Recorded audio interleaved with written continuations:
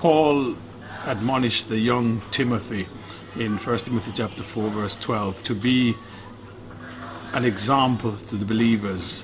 He said, "Let no man despise thy youth, but be thou an example to the believers." It is so important as young people that you are an example to the believers in the church.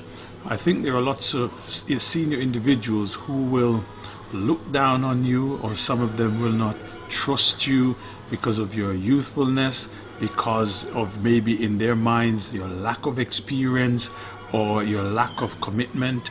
But that should only be for some of you young people.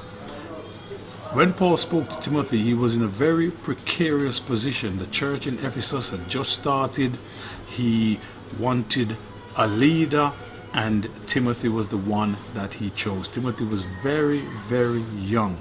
But Paul saw Timothy's potential, and he said to him, "Let no man despise thy youth." In other words, he was saying to Timothy, because you are young, it doesn't mean you're giddy. It doesn't mean that you're silly. It doesn't mean that you don't have the capabilities and the capacity to do ministry or to minister to individuals.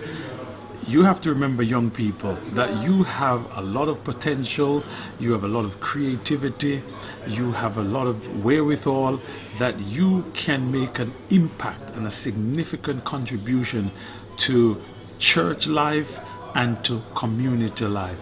There are lots of things, young people, that you can do that the older ones can't do by virtue of where you are, especially in these times when the culture has changed and you're a part of the understanding of that culture.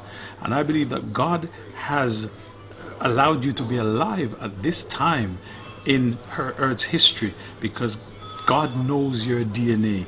It could have been other young people, but God saw it fit that you're the ones who will be the movers and shakers and developers of our church.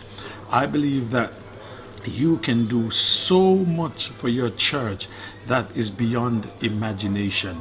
And young people, my admonition to you is for you to seek God in prayer.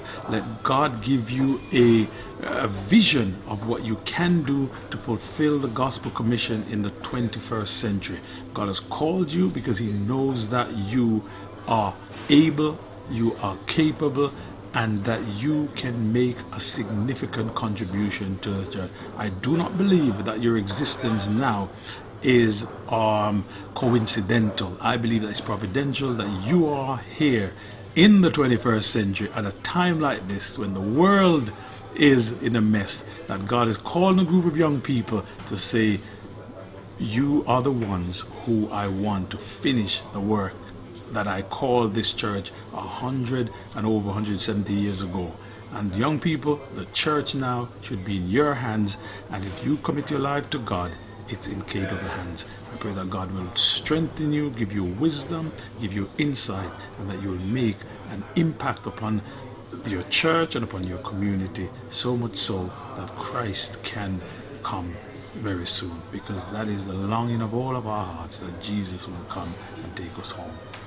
Thank you very much for listening, and may God bless you as you move this church forward and grow in Christ.